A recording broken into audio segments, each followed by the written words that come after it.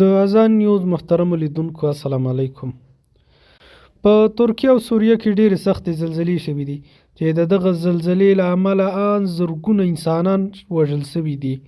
دا مهال هلته سخته واوره او باران وریږي چې دغه کار د ژغورنې ډلو ته لا مشکلات پیدا کړي دي. د ترکیه او سوریې له قربانیانو سره د افغانستان د لومړي ځل لپاره 15 میلیونه افغانۍ کومک وکړ. دا چې افغانستان په داسې حالت کې ده چې اقتصادي بندیزونه پرې لګېدلي دي او اقتصاد یې خپله هم مخ په ځوړ ده، خو د لومړي ځل لپاره دا لومړی ځل ده چې افغانستان له یو بهرني هیواد سره کومک کوي. رسول الله صلی الله علیه وسلم فرمایي چې بهرنی لاس له ښکتني لاس څخه غوره ده، یعنی هغه څوک چې یو چاته څه ورکوي له اخیستونکي څخه یې ورکوونکی غوره ده. نو کاش چې افغانستان دومره اقتصاد درلودلی چې په داسې حالاتو کې د نړۍ له هیوادونو سره زیات کومک کولی او تر ټولو لومړی ځان د زیانمنو کسانو مرستې ته رسولی شوی. د افغانستان د بهرنیو چارو وزارت ویان عبدالقهار بلخي په خپل ټویټر پاڼه د بهرنیو چارو وزارت هغه اعلامیه خپره کړي چې په کې د سوریې او ترکیې له دغه زلزله ځپلو سره کومک شوی ده. په دغه اعلامیه کې راغلي د ترکیې او سوریې له زلزله ځپلو سره د مرستې په باب د اسلامي امارت اعلامیه. د افغانستان اسلامي امارت د ترکیې او سوریې له ورونو مسلمان ولسونو سره چې په وروستۍ سخت زلزله کې ګڼ ځاني او مالي زیانونه ولیدل او په وروستۍ شمیرې د تلفاتو مخ په لوړېدو کچه ښیي، یو ځل بیا خپله خواخوږي څرګندوي او په دې سخت وخت کې له خپلو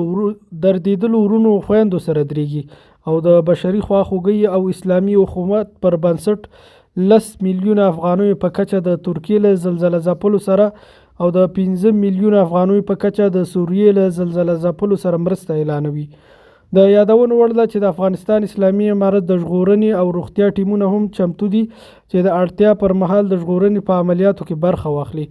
او د خپلې ترکیې او سوریې زلزله ځپلو خویندو ورونو مرستې ته ورسیږي. همداراز د بهرنیو چارو وزارت په ترکیه کې د اسلامي امارت ډیپلوماتیک ماموریت ته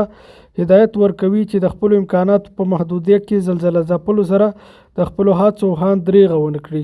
او په ترکیه کې له میشتو افغانانو هم هیله کوي چې له زلزله ځپلو سره خپلې مرستې ونه سپموي.